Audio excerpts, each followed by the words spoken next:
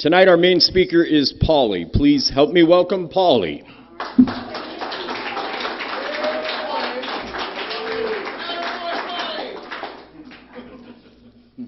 My name's Paulie. I'm an alcoholic. And let me get a little set up here. And my sobriety date is September 1st, 2016. My home group is Dewey Humboldt Men's Stag, the world famous, that Adam said. And I'm glad to be here. You guys are young. There's a lot of young people here. And I was young when I got here. And this is what you'll look like if you don't get sober.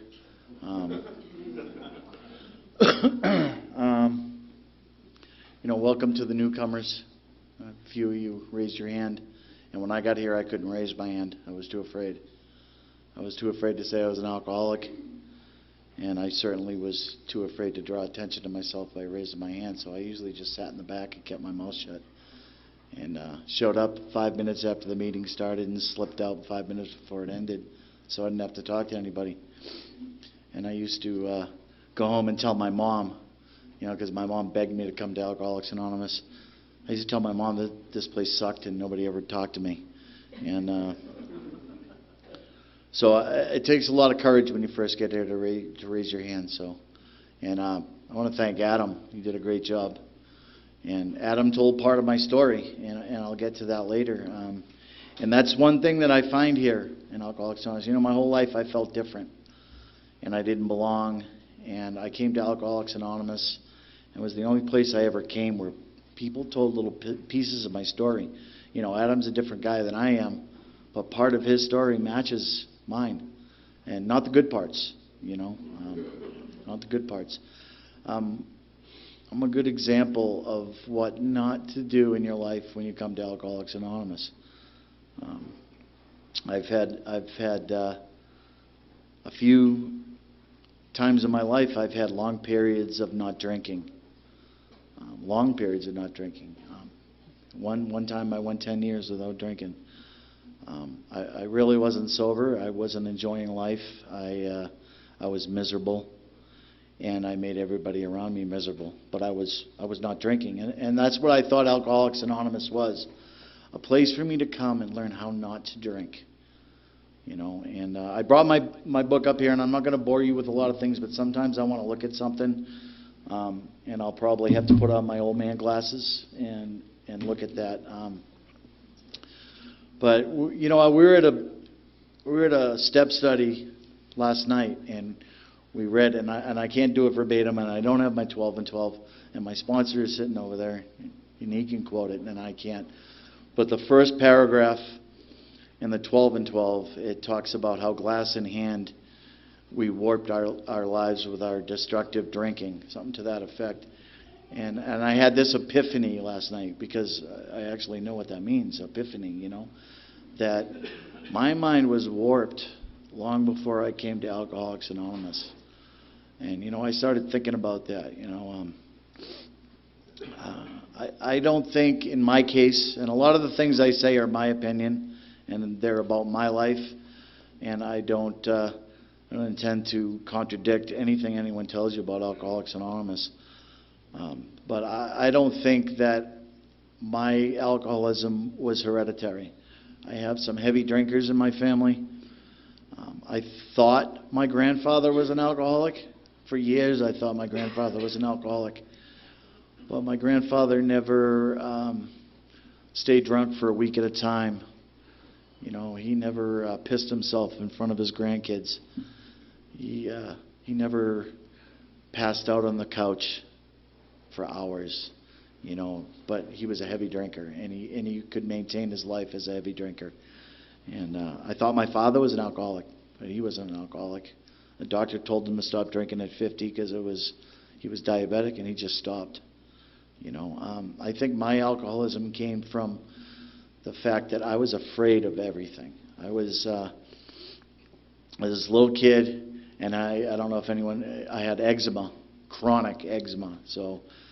And I had a little bit of a deal with that this past weekend. I haven't had an allergy breakout like I had for like a week. My face was swollen and red, and I kind of was catapulted back to that little kid, that everybody would, I'd walk into the room. I was at the roundup, and I had some commitments at the roundup, and I would see someone I knew from across the room, and they'd come up to me, and then they'd get close, and I'd go, whoa, and that was how my childhood was.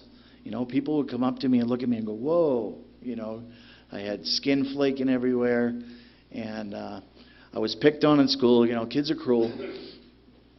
So I learned to be part of the wall, to not draw any attention to myself, because when I drew attention to myself, kids were cruel, and parents didn't really understand. And at night when I went home, my mother coddled me and told me everything would be okay.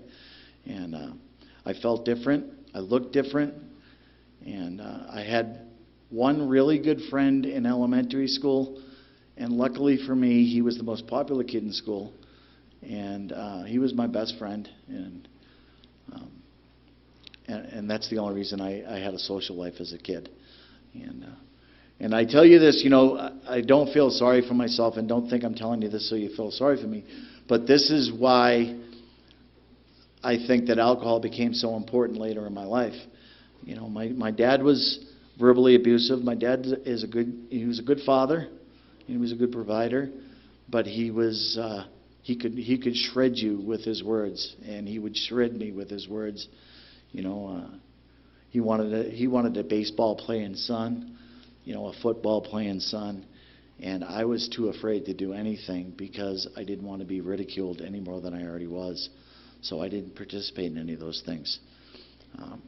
I can remember pickup games of baseball or football, as a kid, and I wouldn't want to be the first kid picked, because then you'd expect something from me. And I didn't want to be the last kid picked, because everyone knows the last kid sucks, right? So I'd want to be somewhere in the middle. And that's what I was doing as a 7-year-old, was thinking, how can I stay in the middle and not bring attention to myself? And, I lived my life like that until about, 14 or 15. And I'd go out with my friends. Tommy Johnson, my best friend, he was still around when I was a teenager. And we would go out, and we'd get somebody to buy us a six-pack, each. And I didn't like beer, but I had to fit in. So we used to call it, if you dumped your beer out, it was called a Larry. You were Larrying your beers.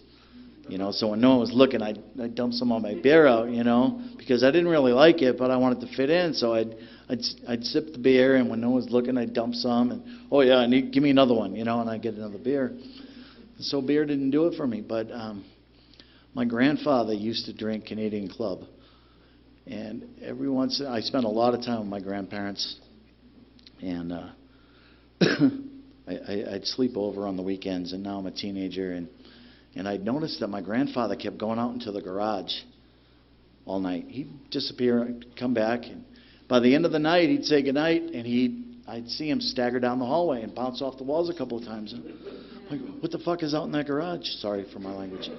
So, one night I snuck out there, and I started looking around, and, behind the washer and dryer, there was a little curtain.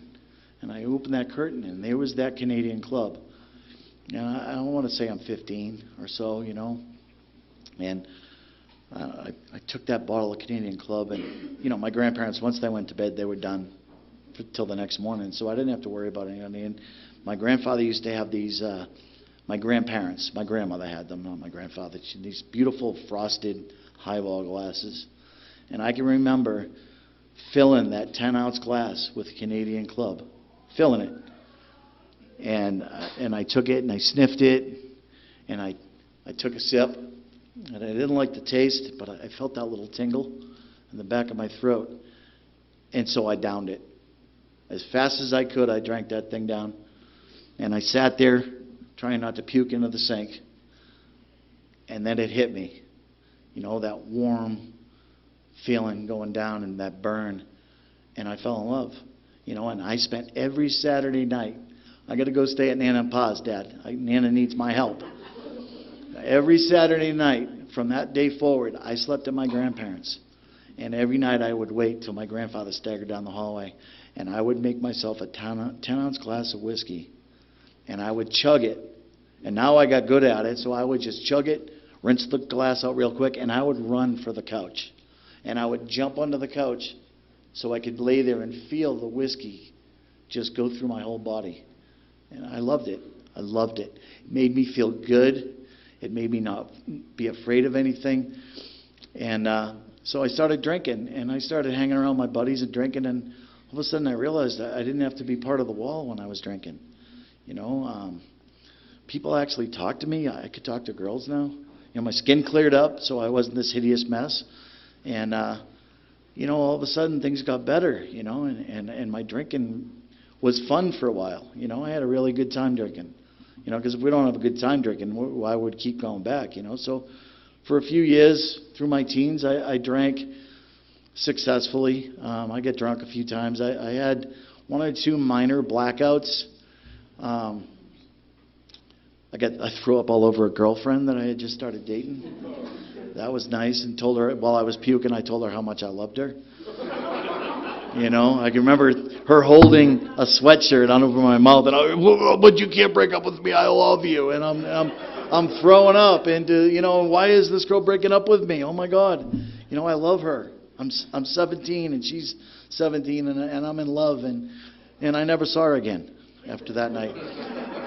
You know, and she had some nice friends. She did have some nice friends, because I passed out in that car, and I didn't know anybody. She was an out-of-town girl. I knew her. She was a friend of my brother-in-law or something like that, and these guys followed me home. You know, you're not okay to drive. I'm okay to drive.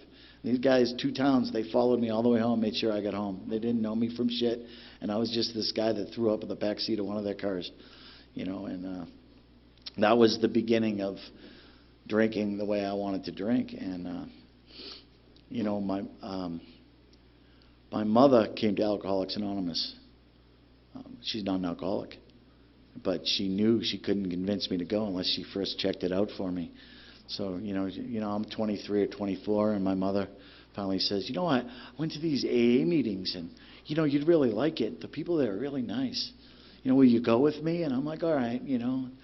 So my mother takes me to this AA meeting, and you know, I sit there and I listen, and I remember a woman came up and introduced herself to us afterwards, and she said, you know, to my mother, you know, are you an alcoholic? And my mother said, no, my son is. And she just started crying and blubbering. And I stood there, and I'm like, what the hell are you doing, Ma?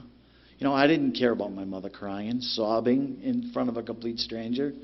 You know, all I could think of, how could you do this to me? How could you embarrass me like this? You know, because all I thought about was myself. You know, fear gripped me. Self-pity gripped me. I was the poor kid that everybody picked on, and alcohol freed me from that. And I didn't feel good unless I was drunk. And I chased that for years. And I did a little bit of other stuff, you know. I didn't just drink, but drinking was always my core. I would always start and end with a drink. So I know a little bit about the other stuff that's out there. A little bit more than I'd like to admit about some of it. But I always started with alcohol, ended with alcohol, and it was awful. At 29, I decided that I could not hurt my mother anymore because she was just worrying herself to death. So I escaped to San Diego. And my dad had moved to San Diego. My parents divorced when I was a kid. My dad had moved to San Diego, and I remember saying, hey, Dad, can I come out and visit you for a while? And he said, okay. And so I went out to San Diego, and within a month or so, I was holed up in his spare room, drunk for a week. And he came home one day, and he said, you know, you have 2 choices. You're going to detox. You could go smelling like you smell right now, or you could get in the shower. And so I got in the shower, and my father helped me get dressed because I couldn't dress myself. And that was my one and only stint at rehab. I was 29 years old, and I went into a sober living place. I went through the whole deal. I know about phasing and all that stuff because I did it back in '94. And I got sober for a while. and I thought it was great. You know, I got a girlfriend. I ended up marrying her. And life was good, and I got about 2 years sober, you know, and I didn't need these meetings anymore.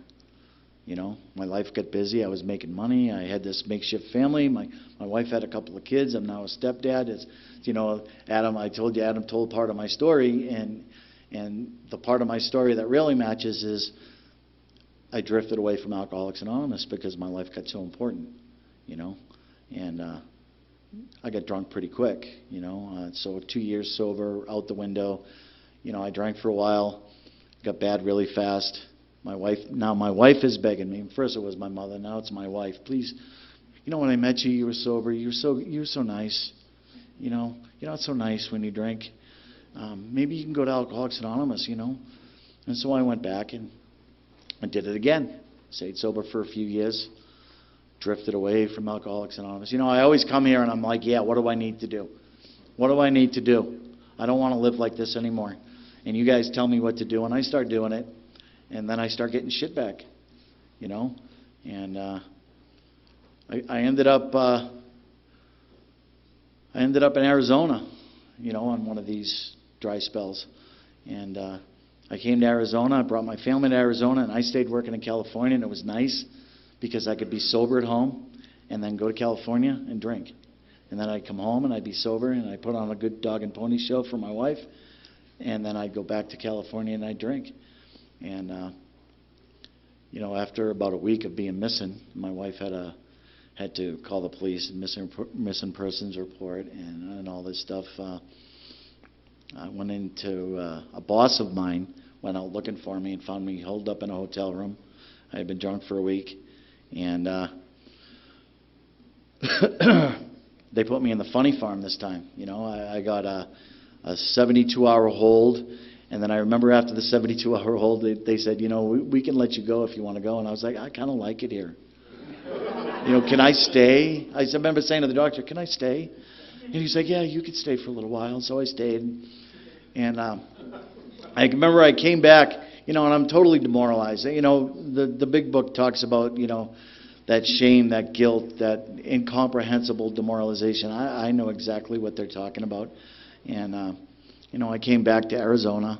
You know, my wife had to come and get me and bring me back. And my daughter now, I have two beautiful daughters, and now they're adults now. You know, and my oldest daughter had just had a baby. And I walked into the house, and they were living with us. And my daughter puts this little baby in my arms. As soon as I walk in the door, she did it on purpose. I know she did. And she handed me this baby, and I have this baby, and she's about 4 months old, 5 months old, and I just started bawling, you know. This kid is never going to see me drunk. Never. I'm going to get sober.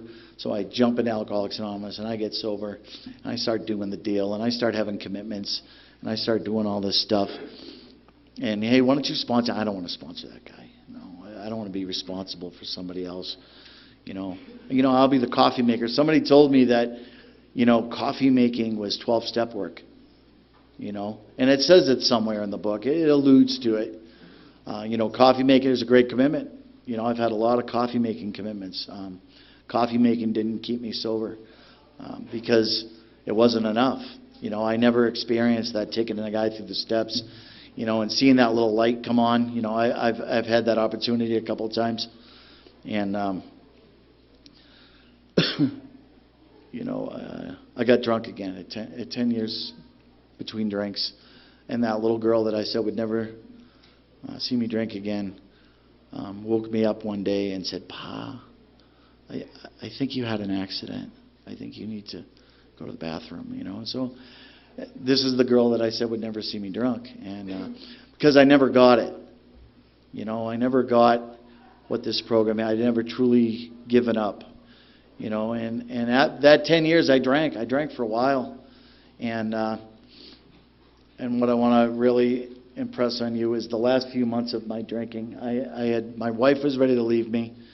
My kids wouldn't trust me with my grandchildren. I had 3 grandkids, and they just wouldn't trust me with them. I was taken off all the school lists. I couldn't pick them up, and I took my grandson to Disney World. It was going to be the trip to end all trips. And I get to Disney World, just me and my 10-year-old grandson. And I'm sober. I'm not drinking. And we're just me and him. It's going to be the vacation to remember. He's going to be a memory for his whole life. And somewhere in there, this thought came that I can have a rum and coke with dinner, and that means I better get sober. I could have a rum and coke. No one will ever know, and he won't know. He's only 10. A couple days later, he had to call his mother because I wouldn't wake up. And the police had to come and take my 10-year-old grandson from me at Disneyland at the resort. And I came home. My wife had to come and get me, and I came home, and I didn't know what to do. And the book talks about that pitiful demoralization. No words can tell of the loneliness and despair I found in that bitter morass of self-pity. Quicksand stretched around me in all directions. I had met my match. I had been overwhelmed. Alcohol was my master. And I would sit in my backyard with that 1,000-yard stare, just thinking about my life and how awful it was. And I don't know if anybody else in this room knows that feeling of not really wanting to kill yourself because you know it's wrong and it's going to hurt people, but not really caring if you die. And I didn't care if I died, And I remember telling my wife I was going to go back to Alcoholics Anonymous, and she told me I didn't have to. She said, "It's okay, Paulie. You don't have to go. It doesn't work for you. We'll figure something else out." And that scared the shit out of me because I saw friends. Over the years, I had made friends that stayed sober because they actually worked the program, Alcoholics Anonymous, and I didn't know how to do that, so I surrendered. I said enough. I'm going to do whatever a guy tells me, like Adam's sponsor telling him what to do. And I was a grown-ass man. No one's going to tell me what to do. And finally, I'd been beaten down enough that I said, I'll do whatever somebody tells me. And I got a sponsor, and he started reading with me, and my life started getting better. I forget how good a life I had. When I was a kid, all I ever wanted was a wife and some kids and a nice income, and everything will be great.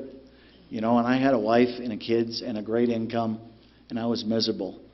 I really was. I didn't know what to do with myself. And taking the steps that Adam read, I went through the steps, and slowly but surely, I started feeling good. And I used to drink for that 5 minutes of peace that I used to get at the beginning of the drink. And all of a sudden I'm driving to work, and I was like, what the hell is that? That feels nice. I got this warm feeling. It only lasted a few seconds, but I was like, what the hell was that? I got that feeling, that calm, that peace, driving to work, and I'm kind of rambling, I'm sorry. There was one thing I wanted to read.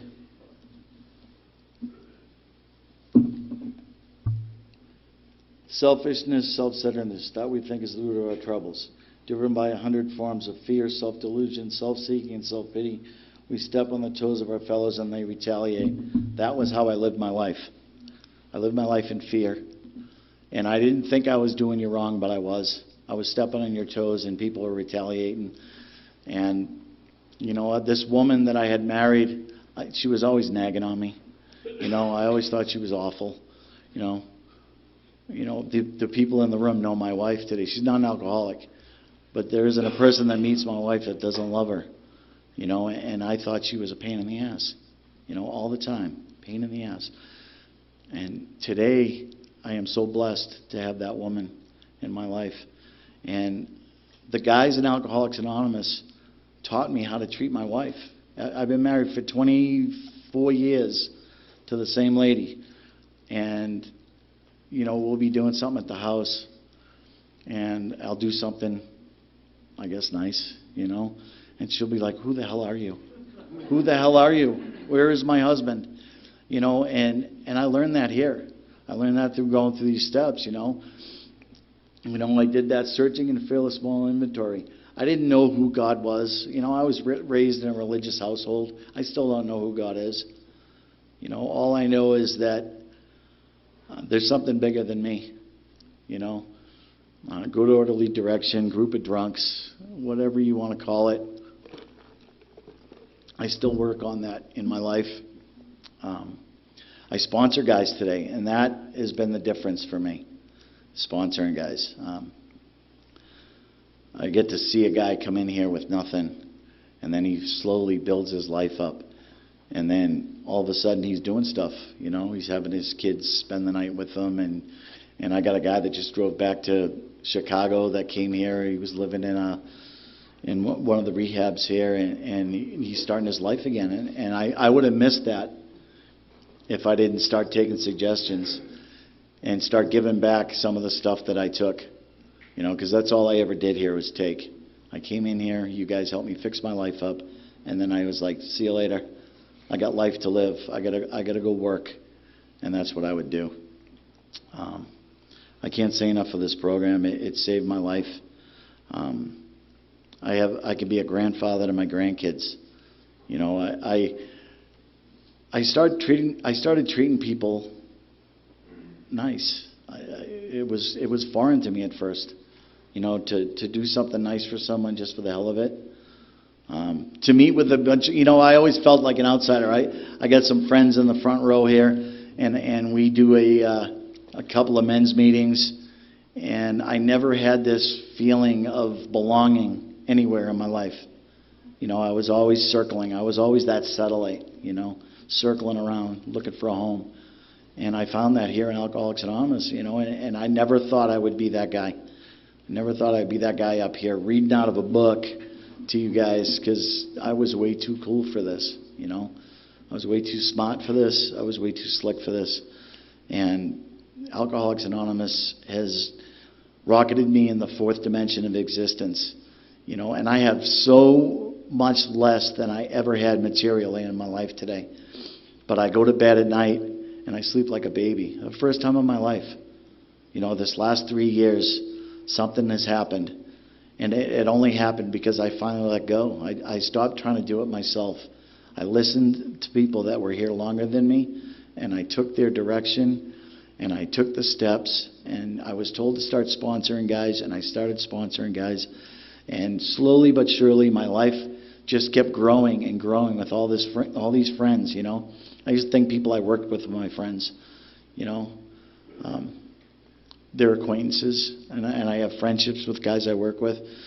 But the guys that are in this room today, and a couple of the ladies, I really know the meaning of friendship because of them. Because I see them, I watch them, I learn from them, and I take it all in, and then I try to give it back, just a little bit. And I'm not good at it sometimes, and I screw up. But I have an amazing life today, thanks to you people. So if you're new and you don't know what to do, just stay here and put your hand out. I was always waiting for that guy to come and talk to me, and that's just not how it works sometimes. You got to put your hand out, and you got to say, "How you doing? I'm not doing that great. Can you talk to me for a while?" Sometimes that's all it takes. I love this program, and I never thought I would say that. And thanks for listening to me.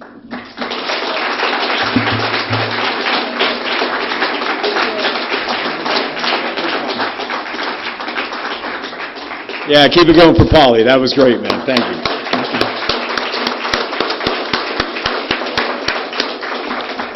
All right, this has been a regular meeting of the Rarely Group of Alcoholics Anonymous. You're cordially invited to join us again next week and bring a friend.